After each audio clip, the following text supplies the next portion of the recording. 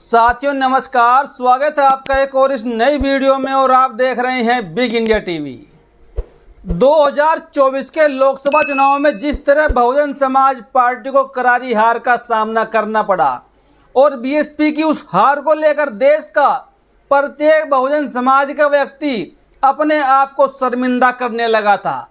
लेकिन साथियों, एक बहुत पुरानी कहावत है कि ये दुनियादारी है, यहाँ पर सुख दुख लगा रहता है, यहाँ पर खुशी और गम लगे रहते हैं। जो 2024 में गम बीएसपी के समर्थकों को देखने को मिला, अब वही गम साथियों खुशियों में बदल चुका है, क्योंकि वर्तमान में बहुजन समाज पार्टी ने जो जीत हासिल की है, जो जीत फतेह की है, अब इस जीत से बहुजन समाज पार्टी को एक तरीके से अमृत संजीवनी मिल गई है और बड़े बड़े न्यूज चैनल इस बात का दावा भी कर रहे हैं।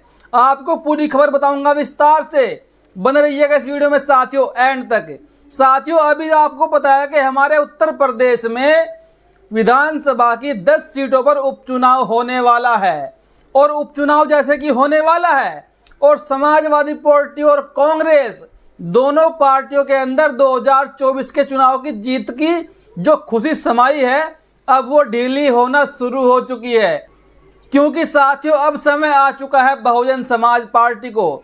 अभी हाल ही में जिला पंचायत के उपचुनाव हुए हैं 2 जगह उत्तर प्रदेश के अंदर, एक अंबेडकर नगर की कटहरी प्रथम सीट पर और एक बांदा की बरेरू सीट पर, और दोनों ही जगह बहुजन समाज पार्टी के प्रत्याशियों ने प्रचंड जीत हासिल की है और बीजेपी और समाजवादी पार्टी को करारी हार का सामना करना पड़ा। अगर बात करूं साथियों, तो कटेरी की जो प्रथम सीट है अंबेडकर नगर की, वहां पर बीएसपी की एक प्रत्याशी है जिनका नाम डिंपल गौतम है। डिंपल गौतम ने बीजेपी और समाजवादी पार्टी के प्रत्याशी को बहुत बड़े अंतर से हराया है, या फिर आप ये कह लीजिए कि लगभग 50% वोट बहुजन समाज पार्टी के प्रत्याशी ने ज्यादा पाया है। और एक तरफ साथियों बांदा की बरेरू सीट पर बीएसपी की तरफ से दीवान सिंह तोमर ने प्रचंड जीत हासिल की है। आपको मैं यहां पर एक बात और भी बता दूं बीच में ही, 2024 के लोकसभा चुनाव से पहले जो बसपा के नेता कटेरी और बांदा में हुआ करते थे, उन्होंने बसपा को देखते हुए अपना जो समर्थन था, यानी कि वो समाजवादी पार्टी और कांग्रेस को दे दिया था। या फिर आप ये भी कह सकते हैं कि वो लोग बहुजन समाज पार्टी को छोड़कर समाजवादी पार्टी में चले गए थे। उनको लगा था कि बहुजन समाज पार्टी अब खत्म हो गई है, अब ये जीरो हो गई है, अब इसका कुछ नहीं होने वाला।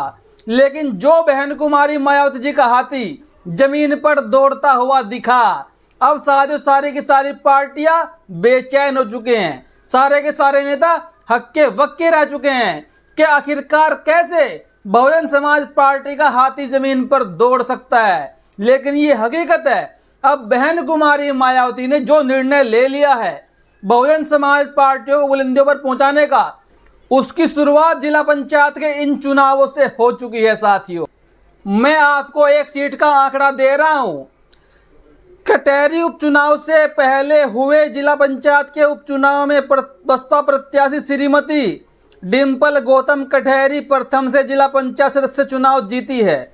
भाजपा प्रत्याशी की जमानत जब्त, बसपा को वोट मिले 5,599, तो समाजवादी पार्टी को वोट मिले 2,960, तो वहीं पर बीजेपी को मात्र 241 वोट ही प्राप्त हुए हैं। और ऐसी ही जीत साथियों बांदा में दीवान सिंह तोमर ने की है। अब मैं आपको बताने वाला हूं जो लोगों ने बसपा को लेकर कुछ बातें बोली हैं। यहां पर साथियों एक चैनल ने लिखा है, लोकसभा में हार के बाद मायावती को मिली संजीवनी, बसपा ने जीता उपचुनाव, बीजेपी की जमानत जब्त, कटेरी जिला पंचायत प्रथम सदस्य रही। श्याम कली के निधन के बाद इस सीट पर 6 अगस्त को चुनाव हुआ था, जिस पर सपा, बसपा और बीजेपी ने अपने समर्थित उम्मीदवार चुनाव में उतारे थे। आगे एक और लिखिए साथियों, यूपी जिला पंचायत उपचुनाव में बीजेपी नेता की पत्नी की करारी हार, जमानत नहीं बचा पाई सावित्री देवी। उत्तर प्रदेश के अंबेडकर नगर जिले में कटेरी विधानसभा के एक जिला पंचायत सीट के लिए हुए उपचुनाव में बीजेपी नेता की पत्नी को तीसरे स्थान से संतोष करना पड़ा। इस उपचुनाव में बसपा समर्थित प्रत्याशी दीपलता गौतम को जबरदस्त जीत मिली है। और एक तरफ इमरान शकील ने बहुजन समाज पार्टी के लिए क्या कुछ बातें लिख डाली है। जो इमरान शकील है साथियों, ये हमेशा परदेश में हो चाहे देश में राजनीति पर पकड़ बनाए रखते हैं और सत्य को सत्य ही लिखने का प्रयास करते हैं। इन्होंने अभी एक पोस्ट की। इन्होंने कहा, लोकसभा चुनाव में समाजवादी पार्टी का तुक्का लग गया, लेकिन काठ की हांडी बार बार नहीं चढ़ती। ये काठ की हांडी क्या होती है साथियों? काठ की हांडी होती है लकड़ी की हांडी। अगर आपने लकड़ी की हांडी में एक बार भोजन बना लिया तो उसमें आप दोबारा भोजन नहीं बना पाओगे, क्योंकि आग के साथ साथ वो लकड़ी भी आधी जल जाती है और वो दोबारा खाना पकाने के लायक नहीं रहती। और यही हाल समाजवादी पार्टी का अब उत्तर प्रदेश में होने वाला है। समाजवादी पार्टी दलित आरक्षण के वर्गीकरण के मुद्दे पर मौन धारण करके बहुत कमजोर हो गई है। दलित आरक्षण वर्गीकरण के बाद से बसपा बहुत मजबूत हो गई है। दलितों ने मूवमेंट में लौटना शुरू कर दिया है। बहुजन यूट्यूबर्स और चिंतकों को भी अपनी गलती का एहसास हो रहा है। उन्हें भी पता लग रहा है कि बसपा और बहन जी से अच्छी सुरक्षा दलितों की और कहीं हो ही नहीं सकती। यानी कि साथियों, जो हमारे देश के संविधान पर लगातार हमले हो रहे हैं, जो दलितों के आरक्षण पर हमले हो रहे हैं, अब जो बहुजन समाज के कुछ लोग 2024 में बहुजन समाज पार्टी को सोच रहे थे कि ये अब जीरो हो गई, खत्म हो गई, और उन लोगों ने इंडिया वाले गठबंधन के बहकावे में आकर उनको समर्थन कर दिया। और हमारे 2-4 ऐसे यूट्यूबर भी हैं बहुजन समाज के जिन्होंने रात दिन इंडिया गठबंधन का राग लापा। और जब उनको आज लगा कि जब सुप्रीम कोर्ट का फैसला आया SC/ST के आरक्षण में क्रीमी लेयर को लेकर, वर्गीकरण को लेकर, और वो दोनों की दोनों पार्टियां इस मुद्दे पर खामोश हो जाती है। और खामोश होने का मतलब होता है कि आप मूक समर्थन उस मुद्दे पर कर रहे हैं। अगर विरोध करना हो तो वो बोल के किया जाता है, मीडिया में आकर किया जाता है, या फिर अपना प्रेस नोट जारी करके विरोध जारी होता है। लेकिन न तो समाजवादी पार्टी बोली सुप्रीम कोर्ट के फैसले के खिलाफ, न राहुल गांधी बोले। और अब उन पत्रकारों को लग चुका है कि हमने इनका समर्थन करके बहुत बड़ी गलती की है। हमारे देश के संविधान को, SC/ST OBC के आरक्षण को, हकों को सिर्फ बहुजन समाज पार्टी ही बचाने का काम कर सकती है। इसके अलावा कोई और नहीं ऐसा देश में कोई नेता है जो देश के संविधान को बचाने का काम कर सके। क्योंकि साथियों, अभी आकाश आनंद जी ने एक बहुत बड़ा बयान भी दिया था। वो बयान क्या दिया था वो भी आप जान लीजिए। साथियों, एक तरफ भाजपा है जिसके निशाने पर मान्यवर साहब काशीराम का मूवमेंट है, और दूसरी तरफ कांग्रेस है जिसे हमेशा से बाबा साहब से नफरत रही है। ये दोनों ही दल एक जातिवादी मानसिकता से चलते हैं। ये लोग आरक्षण और संविधान को तरह तरह से अपने फायदे के लिए तोड़ने मरोड़ने की कोशिश करते रहे। साथियों, देश में एक बहुत बड़ी साजिश हो रही है। इससे बाबा साहब के मूवमेंट का नुकसान हो रहा है। राजनीतिक तौर पर जागरूक रहना बहुत ज़रूरी है। आदरणीय बहन जी ने इसलिए बार बार कहा कि हमें इन दलों के बहकावे में नहीं आना है।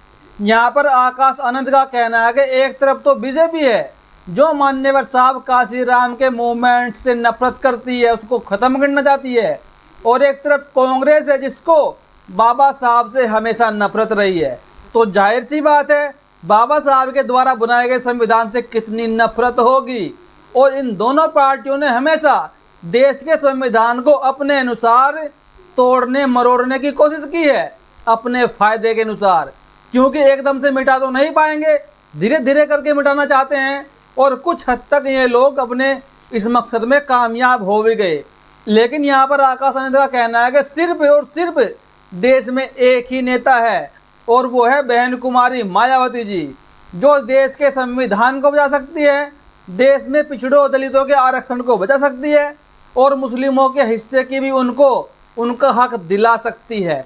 तो साथियों, आपको क्या लगता है, जो बहुजन समाज पार्टी की जिला पंचायत के चुनाव में जबरदस्त जीत हुई है, इसको लेकर आपको क्या लगता है? क्या आने वाले उपचुनाव में देश का दलित अब जाग चुका है, मुस्लिम जाग चुका है कि ये लोग आपका वोट तो ले लेते हैं आपका वोट लेकर मलाई तो खाते हैं, लेकिन आपको हक अधिकार देने में सबसे पीछे रहते हैं। जिस तरह साथियों अभी समाजवादी पार्टी ने एक ब्राह्मण माता प्रसाद पांडे को विधानसभा का नेता प्रतिपक्ष बनाया, तो वहां पर अगर समाजवादी पार्टी मुस्लिम को बना देती, दलित को बना देती, तो इनका क्या घिस जाता।